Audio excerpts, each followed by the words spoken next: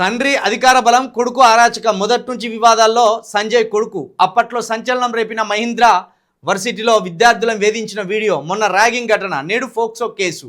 అసలు బండి సంజయ్ గారి కొడుకు వీడియోలు, ఆయన కళాఖండాలు, ఆయన ప్రతిభ పాటవాలు ఒక్కొక్కటిగా సోషల్ మీడియాలో దర్శనమిస్తున్నాయి. ఇప్పుడు ఈ ఘటనతోటి బండి సంజయ్ గారి కొడుకు నాయకుడుగా కావాల్సిన అన్ని లక్షణాలు పుడికిపుచ్చుకున్నాడు. ఏ పార్టీ అయితే ఇప్పుడు వాళ్ళు ఉన్నారో ఆ పార్టీకి ఎట్లయితే నాయకులు కావాలో, ఎలాంటి స్క్రాఫ్ అయితే కావాలో ఆ స్క్రాఫ్ బండి సంజయ్ గారి కొడుకులో అంతా ఉన్నది.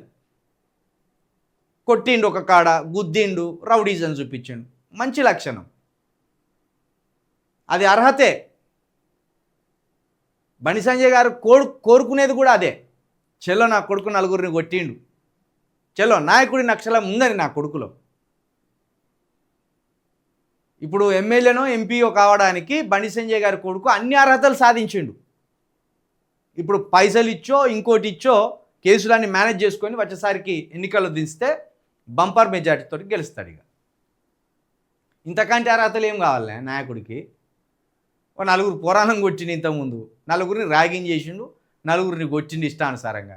ఇప్పుడు ఫోక్సో కేసులో కూడా ఆరోపణలతోటి ట్రెండింగ్లో ఉన్నాడు. ఫేస్బుక్లో, ట్విట్టర్లో, యూట్యూబ్లో ట్రెండింగ్లో ఉన్నాడు. ఇంతకంటే నాయకుడికి కావాల్సిన లక్షణాలు ఏమున్నాయి? బత్తాయిలకు ఇంతకంటే అర్హతలు ఇంకేం కావాలి? బత్తాయిలకు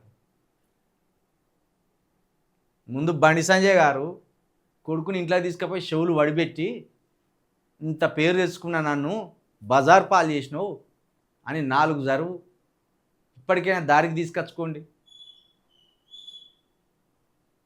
అని ట్రాప్ అని, ఆ ట్రాప్ అని, ఈ ట్రాప్ అని కేసును పక్కదోరి పట్టించినంత మాత్రాన ఇప్పుడు మీకు పోయిన పరువు రాదు. ఇంత స్ప్రెడ్ అయిపోయింది, అందరికీ అర్థమైపోయింది. మీ అధికార బలంతో ఆ శాటిలైట్ ఛానళ్ళ నోరు మూపియొచ్చు. ఎందుకంటే కుక్కకు బొక్క ఆశ అన్నట్టు మీరు బొక్క పరేస్తే ఆ ఛానల్ అన్నీ కొట్టుకుంటాయి. కానీ డిజిటల్ మీడియా నోరు మూయించలేవు కదా. డిజిటల్ మీడియాని ఎవరు నడుపుతాడు? ఎట్లా తెలుసు? ఒక్కొక్కడికి ఒక్కో ఫేస్బుక్ ఐడి ఉండే, ఎవరి నోరని మూస్తావు? ఒక్కొక్కలకు ఒక్క యూట్యూబ్ ఛానల్ ఉండే, ఎవరినైనా హ్యాండిల్ చేస్తావు? ఇంకా TV9 అంతే ఇంత మూట పడెత్తపోతుంది, ఇంకో టీవీకి ఇంకో మూట పడెత్తపోతుంది. వాళ్ళు ఊరుకుంటారు కావచ్చు, ఈ సోషల్ మీడియాలో ఎవడు ఊరుకుంటాడు? మొత్తానికి బండి సంజయ్ గారి కొడుకు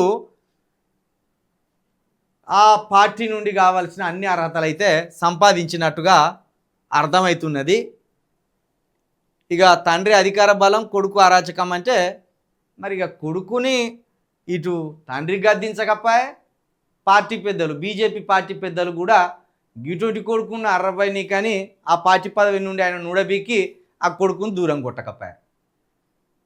మొదటిసారి జరిగినప్పుడే ఘటన, అబ్బాయిని అదుపులో తీసుకొని 4 దెబ్బలు కొట్టి 4 బుద్ధి మాటలు చెప్పి, ఇటువంటి ప్రమాదకరం, నువ్వు సమాజానికి నువ్వు చాలా ప్రమాదకరం, ఇట్లాంటి పనులు చేసుడేంది అని ఆ బీజేపీ పార్టీ హెచ్చరించినా బాగుండు. ఇక్కడ బీజేపీలో ఉన్న అప్పటి ఎమ్మెల్యేలో, అప్పటి ఎంపీలో ఇది తీసుకపోయి మోడీ గారికి లేకపోతే బీజేపీకి అక్కడ ఉన్న బీజేపీ పెద్దలకు చెప్పినా బాగుండు. బండి సంజయ్ గారి కొడుకు ఇంత అరాచకాలు చేస్తాడు తెలంగాణలో, మన పార్టీ అధికారంలోకి కాదు కదా, ఉన్న సీట్లు కోల్పోయే ప్రమాదం ఉన్నది అని ఇక్కడి ఎంపీలో, ఎమ్మెల్యేలు తీసుకుపోయి చెప్పనుండే మోడీ గారికి ఉన్న బీజేపీ పెద్దలకు. కానీ చెప్పలే,